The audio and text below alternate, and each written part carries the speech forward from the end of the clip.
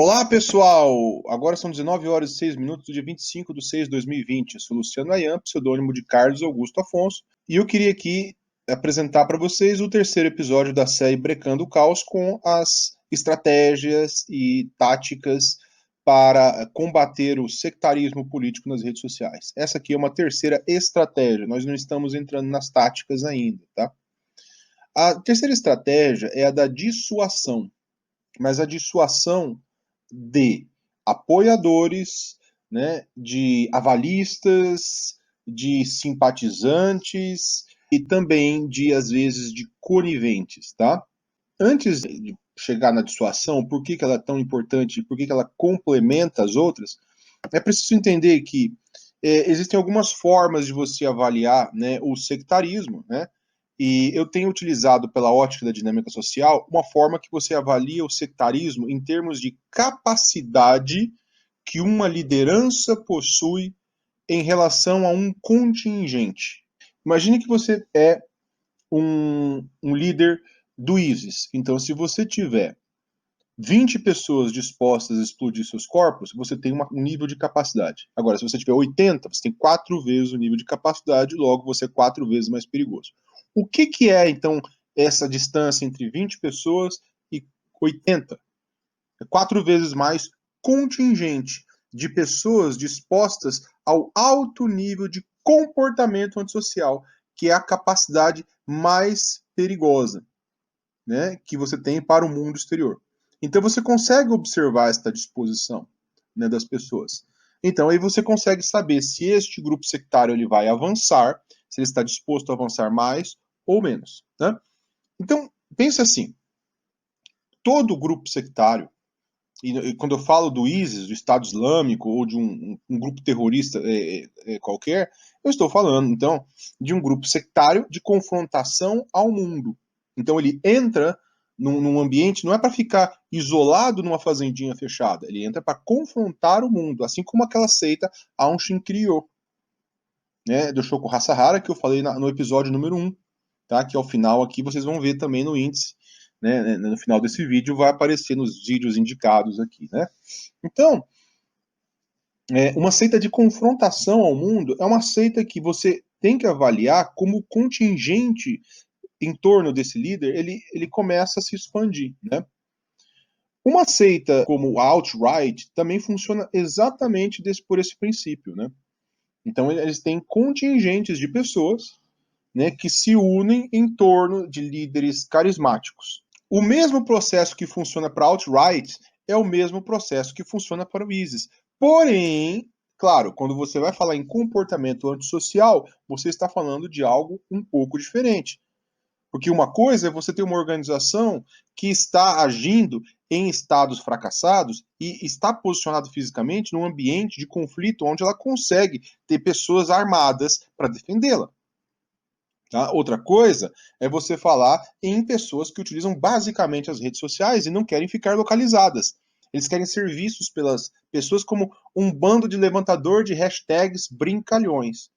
Tá. Só que aí quando os atentados terroristas começaram a acontecer na alt-right, é claro que ninguém. Não tem nada a ver com isso. Não, claro. Mas fica estimulando com uma linguagem de ódio, com uma linguagem de muito ressentimento e com um isolamento absurdo, né?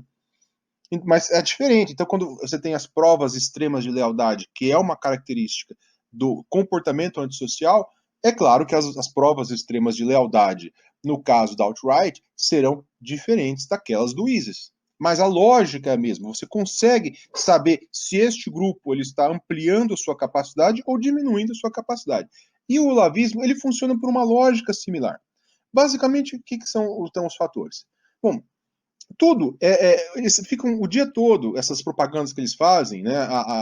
Essa linguagem agressiva, esses jogos de intimidação, eles ficam basicamente o quê? É uma camada que existe no começo, que é uma camada para recrutamento, é para doutrinação, é para bloqueio de pensamento, é para você criar uma realidade farsesca, né?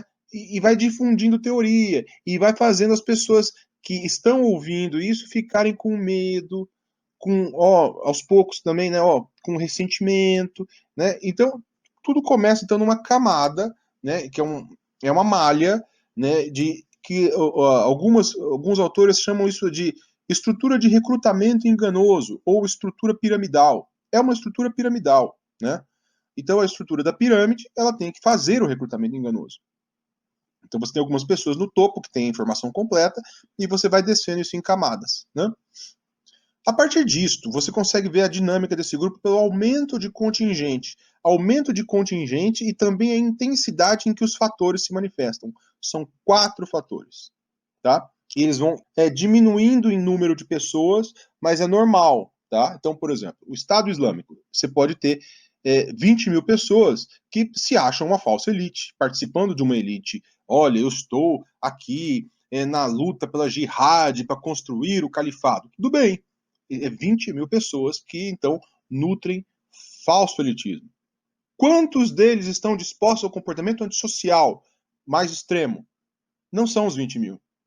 Vai ser um décimo. Se for um décimo. Então, ele tem que saber que ele aumenta, mas de uma maneira proporcional. Vai aumentando a taxa de pessoas com falso elitismo, também tem que ir aumentando a taxa de pessoas com comportamento antissocial. Né? Então, o número vai decrescendo, obviamente. Né? Não é todo mundo que se seduz pela mensagem de um grupo de radicalização que ele vai, então, ele se tornar todo mundo querer estar disposto a explodir seu corpo. Não faz sentido. Ou então está disposto a ficar ameaçando o STF. Não é assim, né? Então, o grupo de radicalização, ele primeiro, a primeira capacidade, é preciso avaliar em contingente, é falso elitismo.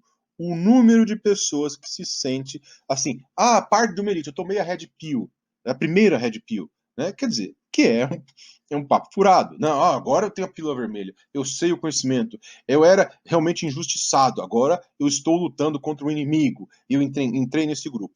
Muitas pessoas aqui, inclusive, elas vão estar numa fase em que elas podem ir abandonando.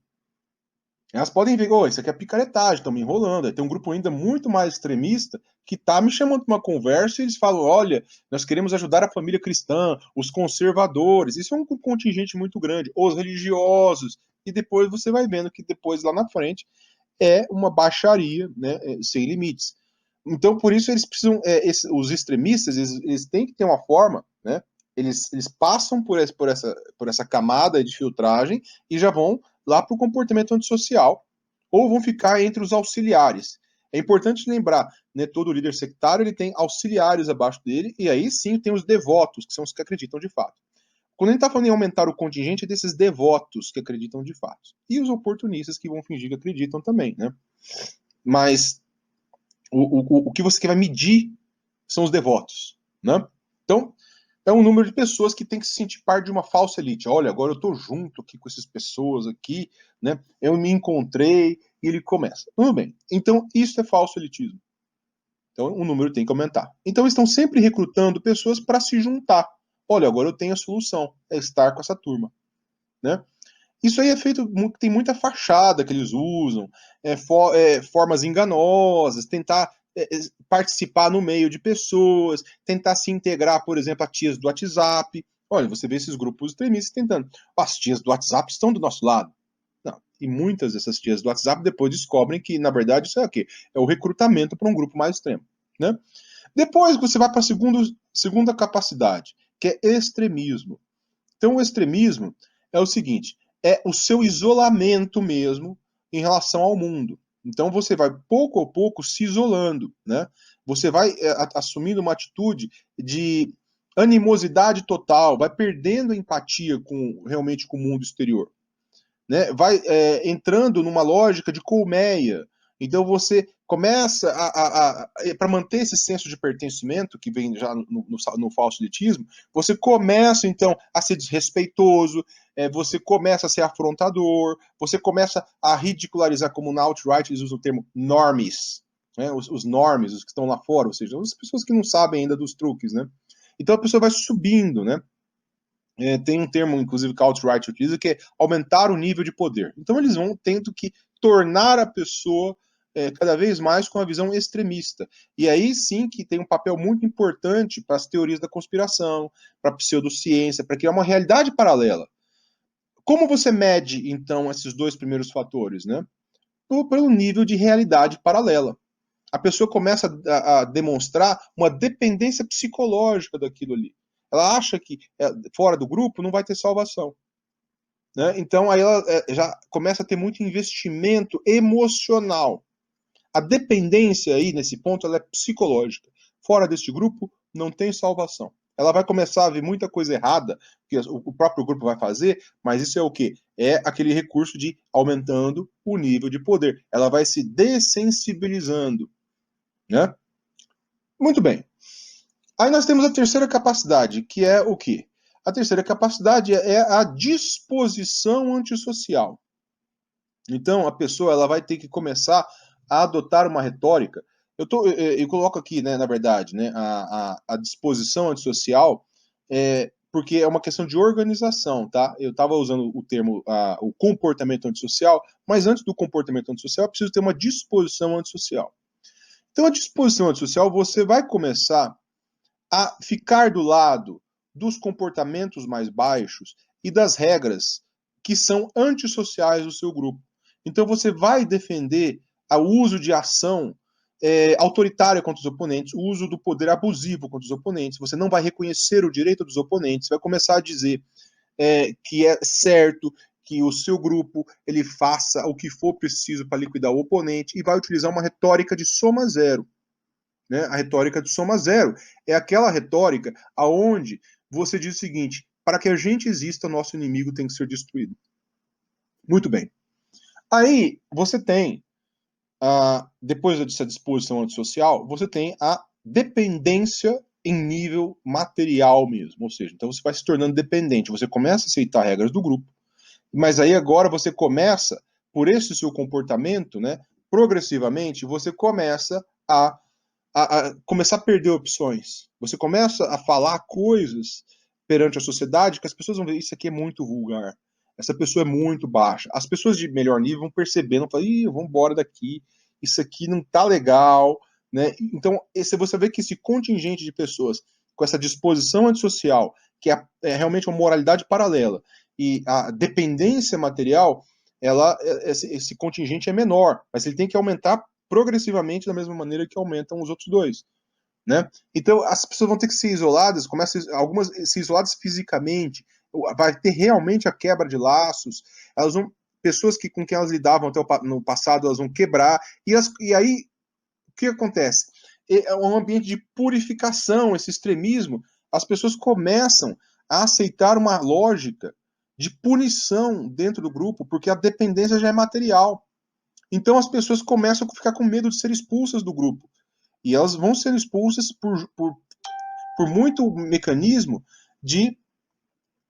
Deixa eu diminuir aqui. Maldita notificação. Mas, ô praga, viu? Olha, o dia que inventaram notificação dessa bosta, eu vou falar uma coisa para você, viu? Puta que pariu. Então, quando você vai aumentando dependência, essa disposição antissocial, como é que você mede isso, então? Elas vão aumentando progressivamente.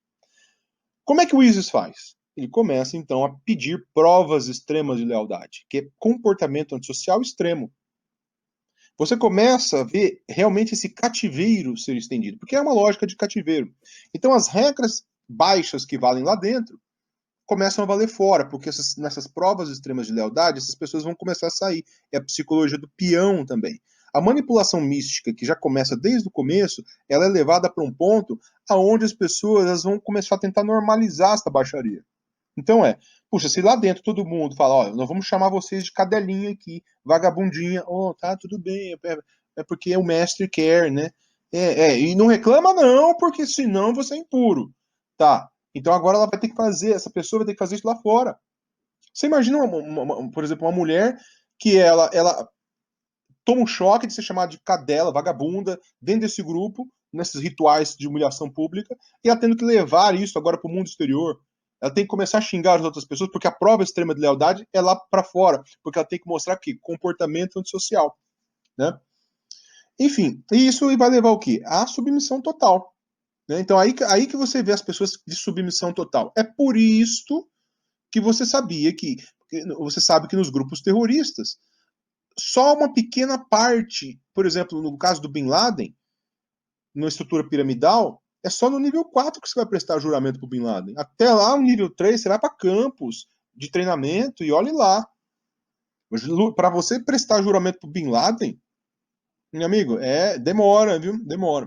Então você tem que avaliar isso aí. Tudo bem, eu acho que isso aí mostra, então, como que se forma, né, toda a estrutura sectária, né? Então você tem que ver um líder que tem auxiliares, que quer montar um grupo de devotos, que tem que mostrar capacidade em termos de contingente e intensidade de falso elitismo, extremismo, disposição e comportamento antissocial e dependência absoluta.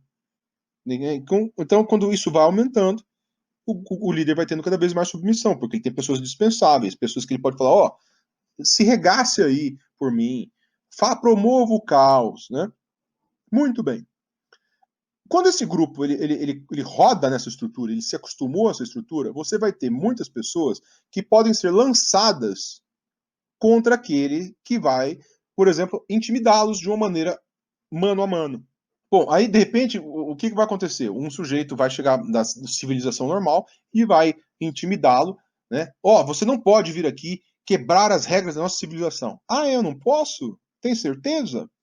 Então o sujeito vai chegar com muita linguagem ambígua e falar. E aí, eles estão falando que a gente não pode exercer as nossas regras aqui. Não é doido ele? Aí um vai falar, é muito doido. Quem é que vai dar uma lição aí nele? Opa, eu. Sempre vai ter aqueles que aí aprova a extrema de lealdade, comportamento antissocial, e aí usa e impulsiona. E aí nessa estrutura você vai ter aquelas pessoas que estão no nível 2, né, do extremismo, que vão ter que normalizar, falar, opa, isso aqui, é muito mimimi de vocês, é só um meme. Pô, o cara tá ameaçando, tá intimidando, e outros, no caso, se fosse um grupo terrorista, estaria soltando bombas, né? Se você ficar só dissuadindo o líder ou os seus auxiliares, ou até os membros, não vai dar certo. Ele vai jogar, ele vai usar isso aí para impulsionar força, então, contra as pessoas. E aí as pessoas do mundo civilizado vão ficar assustadas. O que fazer, então? A dissuasão é você buscar aqueles que estão fora desta esfera, tá? Então você não pega essas pessoas que estão no nível 3 e no nível 4. Esquece essas. Então vamos imaginar. Você tem um núcleo de pessoas, né, que estão. Se você tiver. Vamos imaginar que você. Tem que pensar na lógica de um grupo terrorista. Só para poder facilitar. Né? Então, o terrorista ele está com 10 mil pessoas no contingente deles. Todos ali, dos devotos, são falsos, têm um alto nível de falso elitismo e a maioria deles com alto nível de extremismo, visão radicalizada da política. Tudo bem? Tá. Então você vai primeiro, né? Alguns desses extremistas deixa para lá. Você vai ver que alguns deles estão já envolvidos em comportamento antissocial, é um número menor desses extremistas, e com dependência total, já isolados da sociedade. Esses aqui, esquece. Eles não vão ser dissuadidos. Agora, alguns destes que estão entre no falso elitismo por oportunismo, sabe? Por exemplo, você pode ter algumas pessoas, grupos que se juntam a eles e dar uma de bom. Ah, estamos aqui juntos, aqui com vocês, para restaurar o califado, e não acredito muito nisso. É o falso elitismo fake. Esses aí, às vezes, podem ser intimidados. Mas aí vão ter os apoiadores. Os apoiadores estão fora desta pirâmide. Esses apoiadores, eles não estão na mesma regra. Por quê? Porque se o líder ele tem pessoas abaixo dele que estão dispostas a se autodestruir, essas pessoas do mundo exterior, elas não estão tão dispostas a se autodestruir. Então elas podem ser o quê? Envergonhadas por ações que esses aqui fazem. Na sociedade muçulmana, então a melhor tática, em vez de você chegar e falar assim, ah não, todos os muçulmanos são responsáveis pelo terrorismo. Não! Vamos conversar com o país que está sendo afetado. Vamos ver. 80, 90% da população é contra. Eles não querem ver seus irmãos sendo principais vítimas desses grupos. E eles têm medo que essas pessoas, que seus familiares sejam radicalizados, alguns integrem, né? Porque veio o destino que é. Quem tenta sair é ameaçado. É uma vida, é um inferno, é uma estrutura piramidal pesada. Então, o que você pode fazer? Você fala, então nos ajude.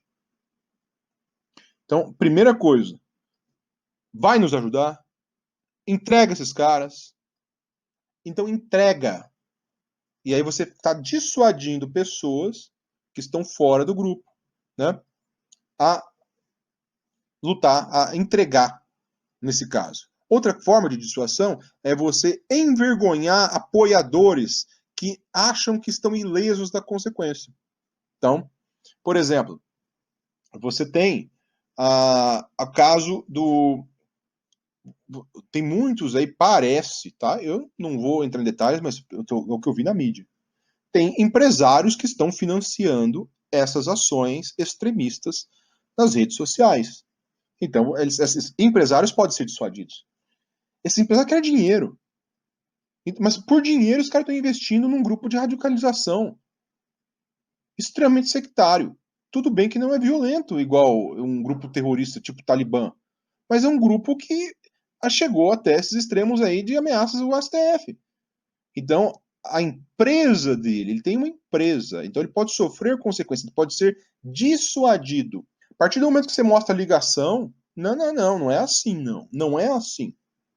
A brincadeira não é essa, porque o ser humano ele tem uma mania, principalmente alguns desses, essa tal elite do atraso, como o Gessé de Souza utilizou o termo, eles são extremamente arrogantes ao observar um grupo radicalizado avançar, com o financiamento deles, eles riem. Eu não tenho nada, eles que fazem ali as coisas deles, eu não quero nem saber. Ah, não, é assim.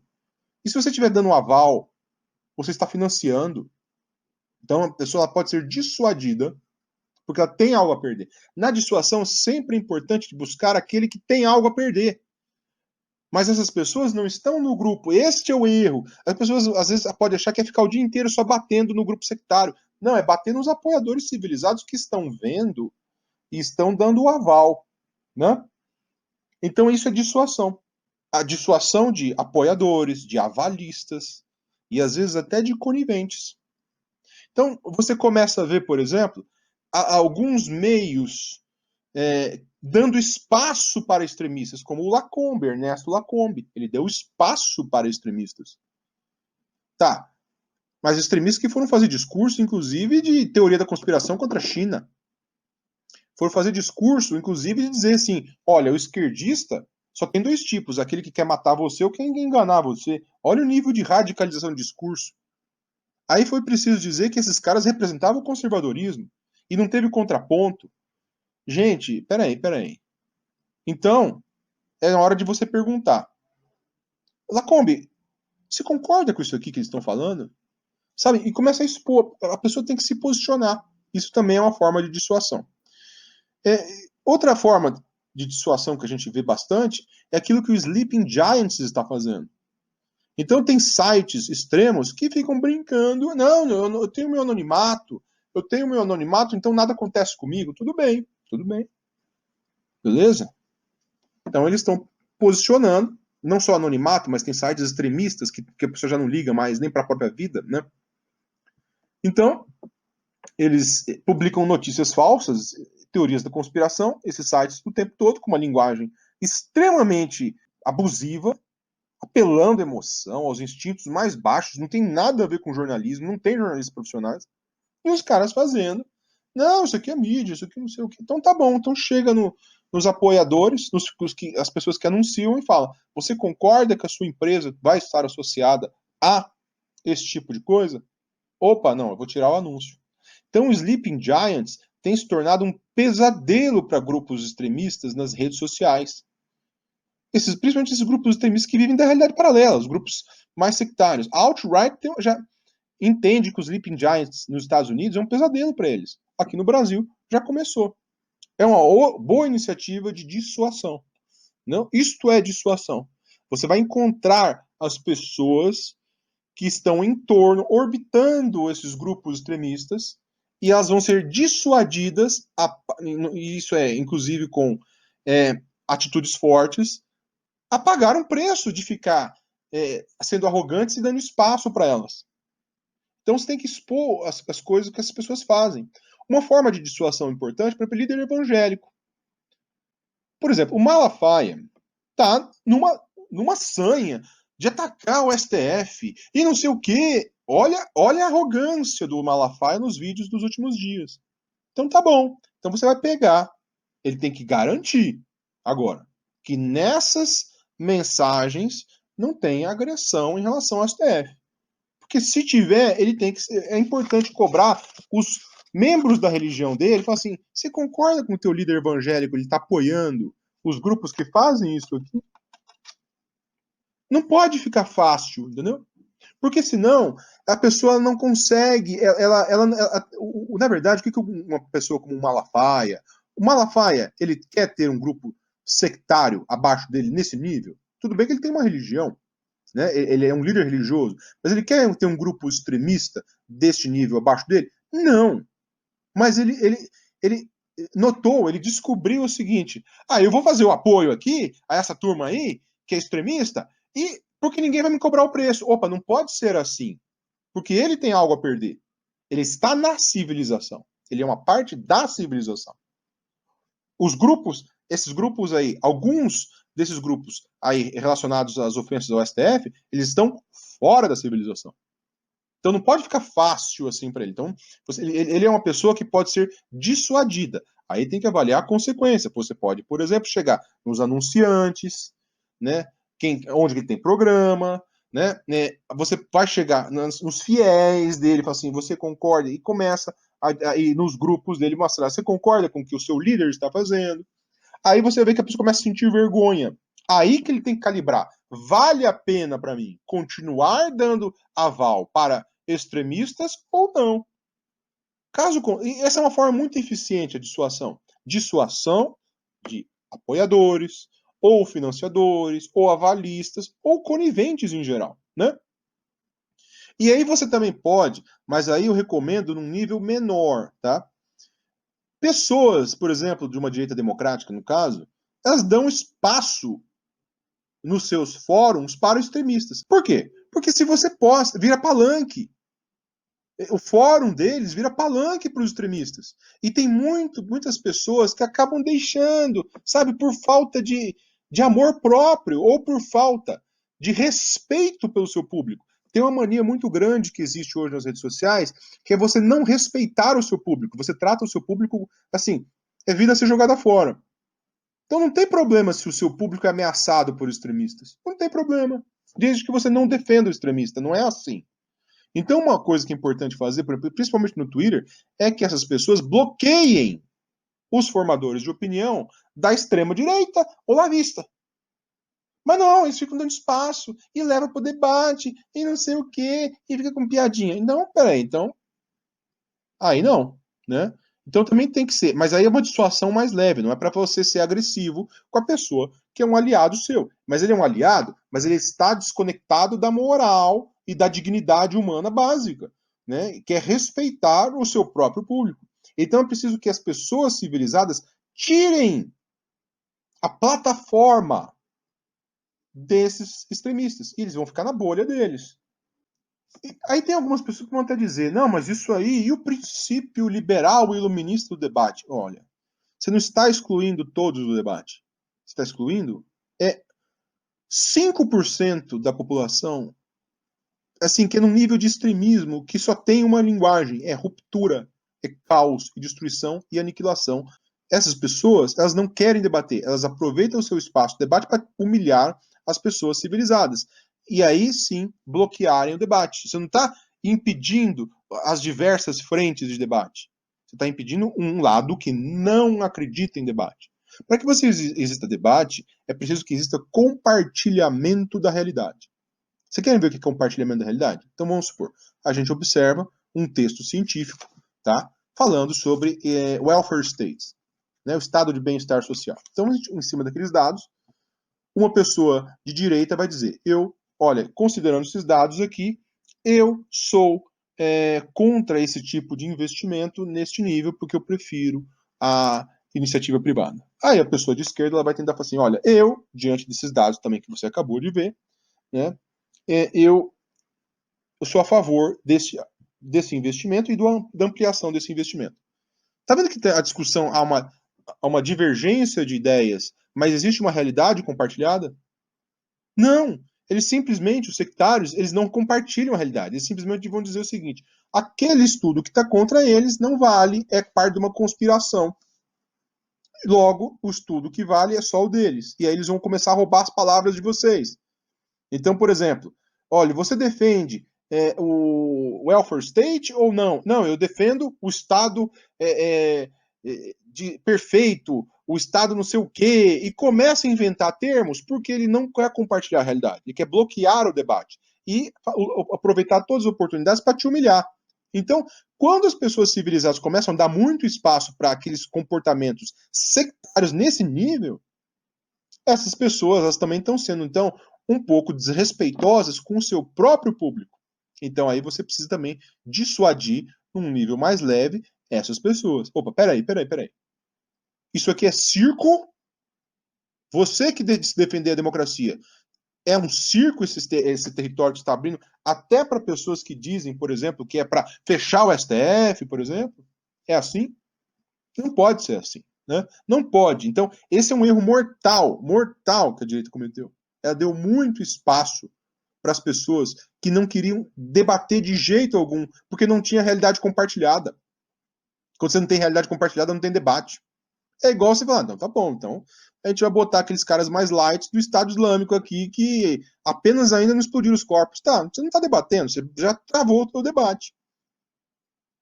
Ele vai falar, não, você vai começar a dizer, não, matar uma pessoa é errado. Você vai falar no debate, não, matar uma pessoa, se for pelo meu grupo, é luta pela liberdade. E aí? E como é que você vai fazer? Aí ele vai usar os termos, acabou, não tem compartilhamento de realidade. É teu espaço a propaganda. Aí começa a te ridicularizar, começa a trazer as pessoas para poder ameaçar você, e começa. Aí pronto, já se foi. Você abriu a porta, abriu a porteira para aniquilar os seus amigos democráticos. Um democrático abriu a porteira para aniquilar os outros democráticos. Então, quando se fala em pluralidade de ideias, não é você sucumbir ao paradoxo da tolerância, conforme levantou o Karl Popper. Você tem que trazer para o debate todos aqueles que querem discutir ideias diferentes, mas com compartilhamento da realidade. Né? Compartilhamento básico da realidade. E não pessoas que vivem em torno de realidade na realidade paralela. Não é aquela pessoa que vai ler uma notícia e fala: ah, não gostei. Ah, isso aqui? Não presta. Esse meio de mídia não presta. Só presta aqueles meios obscuros que ele segue. Aí também, aí é chamar os outros de palhaço, né? Então tem que dissuadir, sim, também, num nível menor, pessoas democráticas que dão espaço para essas pessoas aí. Né? Isso é dissuasão, gente. Quais as regras da dissuasão? Primeiro, identificar se nós estamos lidando com um grupo sectário. Um grupo sectário, ele depende dos 4 fatores. Né? Um contingente baseado em falso elitismo, que possua alto nível de extremismo na visão, né, política, na interação com o mundo, a disposição e o comportamento antissocial e a dependência progressiva num nível abusivo. Tudo em prol do quê? Da submissão total a uma liderança. Esse é uma esteira. É um comportamento facilmente identificável. Esses grupos, né, eles entrando no debate, eles vão tentar recrutar cada vez mais pessoas, enganando, se juntando na sociedade, sabe? Iludindo, buscando participação em programas, buscando participar de um fórum de debate de pessoas civilizadas, aonde eles podem agir com atitude extremista, né? E lançando baits, coisas desse tipo. Então, se você identifica este grupo com essas características, você vai também notar que a maior parte desses membros mais vocais, eles já estão no alto nível de dependência e comportamento antissocial, os níveis que são as capacidades 3 e 4. Então essas pessoas elas não ligam mais. Elas entendem quando você mostra para elas, você vai causar o caos. Ele ele mostra por líder, não falei, minha prova extrema de lealdade. Não adianta. Aí você tem que então, neste caso, nesse tipo de confrontação, né, focar Claro que você vai usar o choque de realidade, né? Quando você encarar, lembra que eu falei da estratégia 2, mas focar também na dissuasão dos apoiadores, dos avalistas, né, dos simpatizantes, dos oportunistas que se juntam a eles e os ajudam a recrutar, né? E até nos coniventes, nos passivos que estão deixando e não se importam com aquilo que é sério. Então, dissuasão é isso, fazer assim diversas formas, né, de pressão, né, inicial, algumas são mais leves, quando você está falando, por exemplo, assim, apenas aquelas pessoas que estão ao seu lado, mas são displicentes, você não vai pegar e fazer uma ameaça de boicote, por exemplo. Agora, tem alguns que só com boicote. Ele só vai entender a linguagem do boicote, pagando, que a imagem dele começa também a custar. Porque são as pessoas que têm algo a perder que podem ser dissuadidas. Então são as pessoas que estão no entorno de um grupo sectário. Isto é dissuasão. A dissuasão funciona, que é uma beleza. E o Sleeping Giants é uma prova de que a dissuasão funciona. Você vai ver a arrogância do sectário. Não, ninguém me atinge, ninguém me atinge. Beleza. Eu vou conversar com os seus anunciantes. Agora eu só converso com os teus anunciantes. Aí a coisa muda. É a mágica da dissuasão. Isso é dissuasão. Tem que fazer dissuasão contra esses caras, achar os apoiadores desses caras aí, né? Achar os que dão espaço para eles e cobrar o preço. Não é preciso ser selvagem, não é preciso ser arrogante, intimidador. Assim, tudo bem que tem um nível de intimidação, mas você não precisa ser animalesco. Não. É só você começar a falar o seguinte: que você vai ficar do lado desse tipo de coisa? Você vai apoiar esse tipo de coisa? Você vai dar o aval para esse tipo de coisa? Não quero nem saber. No começo, com alguns arrogantes, como não querem saber, então tudo bem. Então eu vou chegar para o teu público, para os teus anunciantes também. E aí assim vai. Então é sempre assim. A dissuasão ela não é focada, né? Enquanto o choque de realidade é focado em você confrontar os sectários, a dissuasão você vai olhar para os que estão fora, no entorno, mas são coniventes, ou eles financiam, ou eles dão força para um negócio, porque eles acham que não dá nada, ou tá bom para eles, são oportunistas, né? Não pode ser fácil assim. Beleza? Isso é dissuasão. Na próxima, né, nós vamos falar, na próxima parte, eu vou falar um tanto sobre retirada do isolamento, que é uma estratégia aonde você vai tentar entender dentro desta cebola, né, tem que pensar essas camadas assim, como se fosse cebola, as camadas de uma cebola, né? Então você vai entender o seguinte, de acordo com o nível que você está, você vai ter que puxar essas pessoas para passar vergonha de um jeito, né? E você vai descobrir que existem umas dinâmicas muito interessantes dentro desses grupos. A dinâmica do conivente, a dinâmica daquele que aceita o jogo e não acha que está tudo bem. Opa, então na hora que você fazer essas estratégias como a dissuasão, você pode também planejar formas de retirada do isolamento para que a forma de que as pessoas envolvidas passem vergonha é de uma maneira diferente, de acordo com o nível da cebola em que elas estão, dessas camadas da cebola, né? Mas isso nós vamos ver no próximo. Beleza? Valeu, gente. Um abraço.